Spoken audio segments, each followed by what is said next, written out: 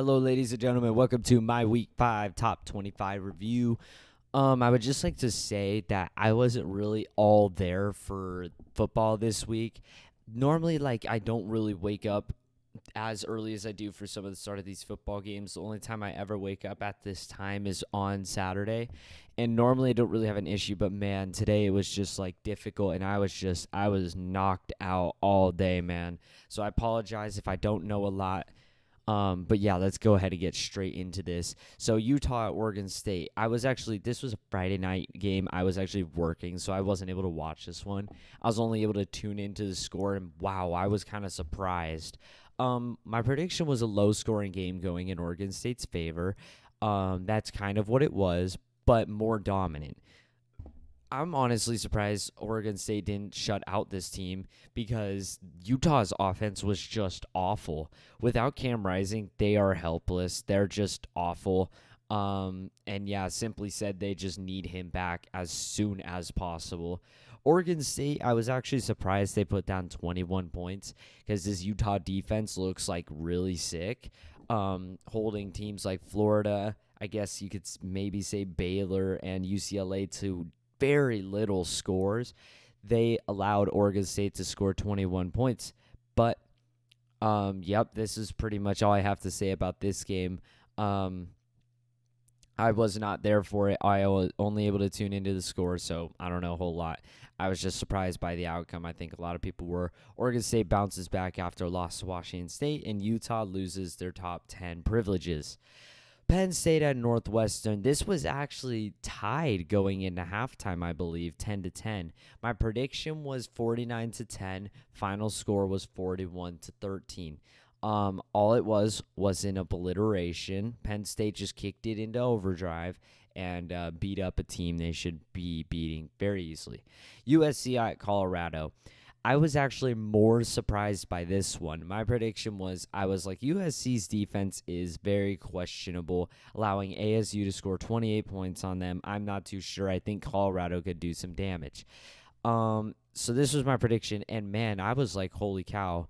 Colorado's really, really bad. They're going to get shut out. But then it was 34-14 going into halftime. Colorado storms all the way back, and USC gets the onside kick to walk out of Boulder with a win. Was this a good win for USC? I don't really know. I think they just collapsed. They definitely could have done more offensively, I feel like. I feel like they kind of just entered into, let's just finish up this game, whereas Colorado was trying to make a last stance, and the last stance went a lot closer than USC was anticipating, but I also could just be wrong. The thing that annoys me, though, is that Caleb Williams was getting all this talk for 6 touchdowns and whatnot, but it's against Colorado, and it's dude, Caleb Williams, honestly, he shouldn't be winning the Heisman. I get he puts up great numbers and stuff like that, but really, I just think Bo Nix, Michael Penix Jr., one could even say Jordan Travis, they're just putting up way better games. USC I understand it's out of Caleb Williams' power. It's out of his power to do anything about the defense, but honestly, if he wants to be making a name for himself, he has to be annihilating teams. He's just not. I feel like Michael Penix, which we'll get to later, he's been annihilating teams throughout every single step. Caleb Williams was too. He was my number one runner for, I think I had him or Michael Penix. That could have just been personal preference, but he was the number one Heisman runner for a while, annihilating teams. But once they played ASU, I think people agreed with me. He fell down. So I don't know what to think about USC right now. Their offense is, I don't even know. I just don't know. I can't say anything about them. And honestly, I can't say anything about Colorado. This game was a weird one to put into my brain. Florida at Kentucky. This one was a beautiful game to see. I've been saying it. Florida's overrated. They're awful. I didn't give them the win. I wanted Kentucky to win, but I gave it to Florida. Kentucky slaughters Florida. Devin Leary was nothing special through the air, but was it like, did he even necessarily need to throw the ball? Because their running back, he did like 25 carries, like 280 yards and 3 touchdowns. Absolutely obliterated this Florida team, putting up ridiculous stats. And I was really impressed by Kentucky. I knew the home field would definitely hurt Florida, but yeah, I never really had the strength and the power to put Florida into my top 25. And finally I did because I ran out of other possible teams. Florida was the best of the other teams, so they just had to be in the top 25. And then what happens? They lose. And they get killed. So I'm very, very pleased with this outcome. Florida's not a good team. They should have never been in the top 25. Georgia, Auburn. See, like, people are like, nah, you can't move Georgia down. They've got too many offensive weapons and stuff. Auburn is a fucking horrible team. I said Georgia would kick the shit out of this team because I knew Auburn had a good defense or has a good defense or a semi-good defense, but their offense is horrific. That was not the case today. Georgia almost lost to this team. I mean, it's just wow. Like, it's just a terrible performance. I actually couldn't watch this one if I wanted to. I don't get access to CBS, so I was really just watching the play-by-play on this one and barely glancing at it. Rooting for Auburn the whole way through, but yeah, man, Georgia, they're not the number one team. This is their second game against a bad SEC opponent that has been within the 10-point range. They're not number one. They're not number one. They need to fall. Unbelievable. And then this is your number one team right here. Michigan, I said they'd win 35-7. They win 45-7. They won by even more. This team, they just look so good on offense and defense. I know they really haven't played anybody yet, but in the competition that they do play, I mean, Michigan beat the crap out of Bowling Green, right? I guess you could say Bowling Green. I don't know if they ended up beating Georgia Tech, but they were big on Georgia Tech. I know Georgia Tech's nothing special, but like still, if Bowling Green's able to beat a Power 5 opponent, maybe they're not a terrible team. So that would be, like, I say, their strongest competition. We know Nebraska's awful. But Michigan, man, they just look so much better than Georgia right now. They should be the number one team. Even though I don't necessarily think of all the teams are number one, I just think with their placement, they don't deserve to fall, so they will just need to go up. Kansas at Texas. I said this one will be close with Kansas or with Texas pulling away in the end. That's exactly what happened, except in more annihilation form. I don't know what happened to Jalen Daniels. It feels like this dude just can't stay healthy. So their quarterback, Jason Bean, was playing, and he dropped a bomb. Like, I clicked into this game to keep up with it, and I just, like, walked in on a deep throw by Kansas. That was the last of it. So Texas, I think they got a pretty sick defense. Texas is a pretty good team. Nothing much to be said here other than utter annihilation.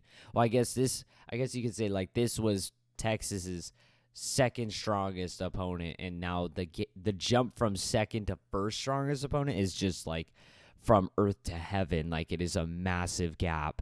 They've got to go play the Red River rivalry, my God, and that will be their toughest matchup, which I think Texas can win. I think they can win that.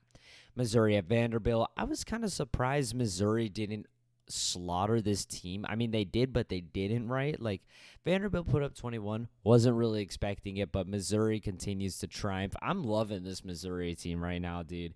I love the teams that go like that, start off undefeated and stuff, and they just keep winning. It's just like, it's so amazing to see. I love it. I love seeing new teams in the top 25. Very pleased with this outcome. I did not watch this one. LSU at Ole Miss. This game was like the one one of the games I was most invested in. See, I was really tired, so what I kind of did for this game was I watched this one, forgot about the Notre Dame game, and then I saw the Notre Dame game, went over to that one, and then forgot about this one, came back and watched the end of this game. So, my prediction was 24-34, Ole Miss. Ole Miss was actually up a pretty decent amount. They end up taking the victory. Fans stormed the field. It looked like a happy place to be.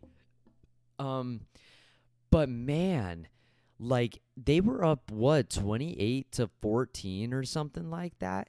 They were up a decent amount, bro, and they just let the Tigers come all the way back, but then they take it. They take it from behind, man.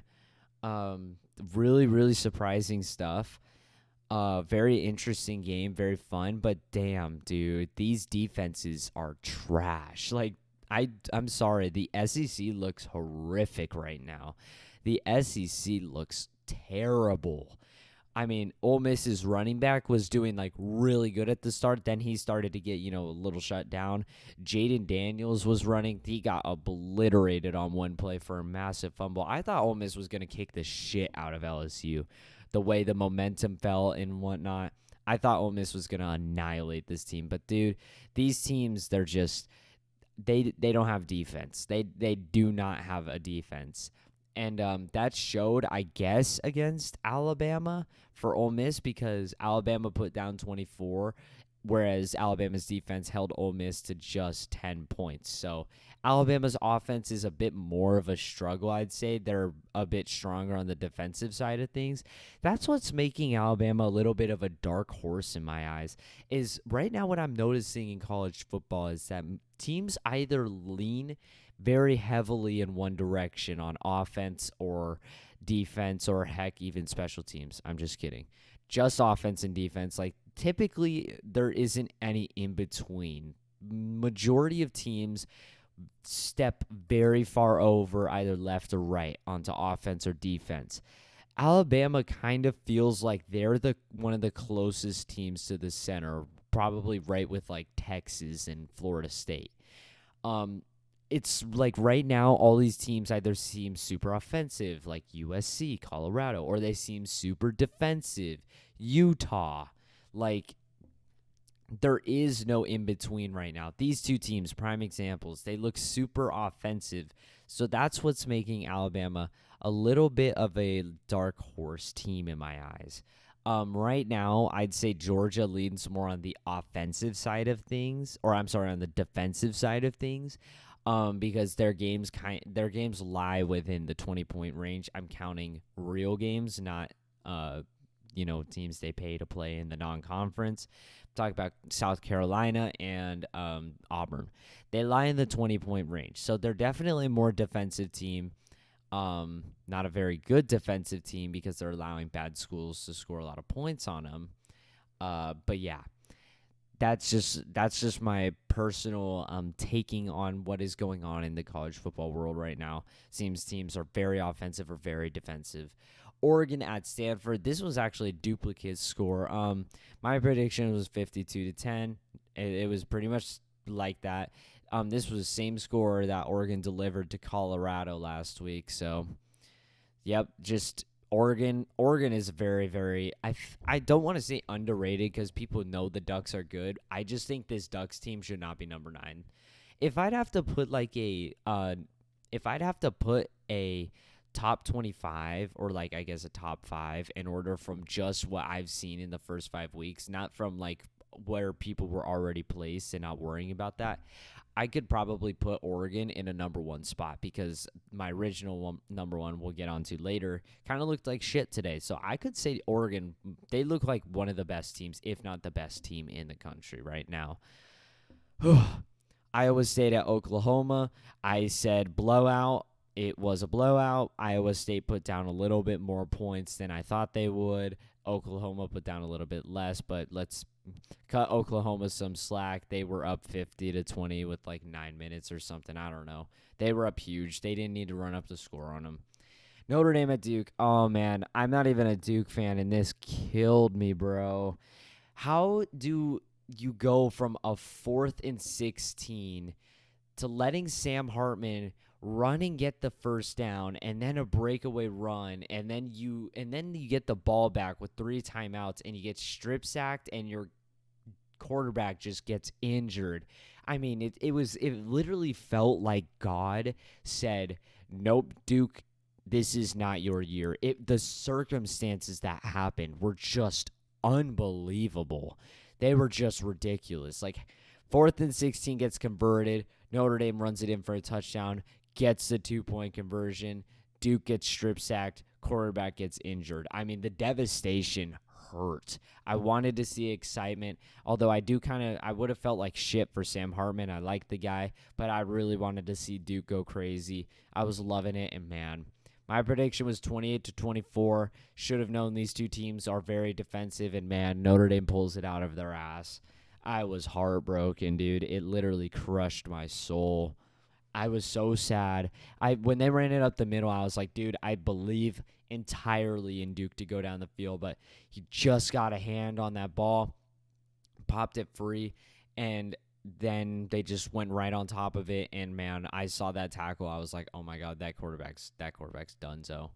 And then they were chanting his name still, even though the strip sack happened. I was like, oh my god, bro, like stop. I'm not going to make it through this, man. But yeah, this game was a heartbreaker for me, bro, and I believe for a lot of people around the world. I still think Duke is a very good team, though. South Carolina at Tennessee. This shouldn't even be a top 25 matchup, but it is. I said 28-42. It was like 20-41. I don't really care about these teams. They're just random SEC teams that I honestly, South Carolina's not good. Tennessee's not good. I didn't really care about this. Blind prediction. Alabama at Mississippi State. This was my prediction, 45-10. Final score is 40-17. It was actually looking like Mississippi State might keep it close, but things got out of hand really fast. Alabama takes an annihilating win, as we expected. Now, this is where my original number one team would have been. I said Washington was going to kill this U of A team, but I have a couple of things to say. One, Washington could not have played worse in that last quarter. They could not have tried to throw the game more. But honestly, I was really surprised by the backup quarterback for U of A. He looked pretty damn solid. I'm not, in my U of A predictions, I do not try to be biased. I actually thought this U of A team was going to be a really good team this year, like a 3-loss team. They still could be. I mean, you never know with this performance as well. But, yeah, like, it just Washington has the capabilities to annihilate this team. Don't get me wrong. They have the ability to do it, but they didn't. It was U of A was actually playing some solid football for a while. Washington was up pretty big all game, but it just right at the end, I think they were about to score and then they fumbled it. I don't know. I wasn't watching it. I just got word from the family who were trying to watch U of A's demise. And then U of A, they had to stop a 4th down and 1 run. Washington got it, seals the game. But their quarterback, U of A looked like a potential team. I thought this team could be fighting for worse in the Pac-12. I'm going to say 4th worst now. Probably above Cal and Stanford and then ASU. Yeah, so I was actually pretty impressed. But Washington definitely lost a little bit of my definitely did not live up to expectations, and they fell down a little bit on my praise level. So this originally was my number one team. I was so set on it, but this matchup was a little scary. Nevada at Fresno State. This game is still currently going on. I didn't want to wait for this one to finish because, well, this was my prediction, 17-31. The score is 2-27. I don't know if that's even right. I looked it up, took whatever score it gave me. Fresno State was up when I checked. They should win this game. Nevada's 0-4. Fresno State could go undefeated. I mean, honestly, their hardest game on the schedule was probably, well, at the time looked like at ASU, and they beat them. They kicked their shit. So, honestly, Fresno State could go undefeated. I'd also like to mention another possible team that could go undefeated, Air Force. They look sick. They look like a good team. Keep an eye out for Air Force if you made it this far in the video. If you also made it this far in the video, like and subscribe would help. A comment always helps. I'm going to wrap up this video. This is the last game. I tried to do the review as fast as I could since I didn't really do any of my Saturday videos, midday videos. I was just really tired. I got a little bit of a boost of energy here, of course, really late in the day. Why not? So, yeah. Like and subscribe would help. A comment always helps, and that's all for me. Adios.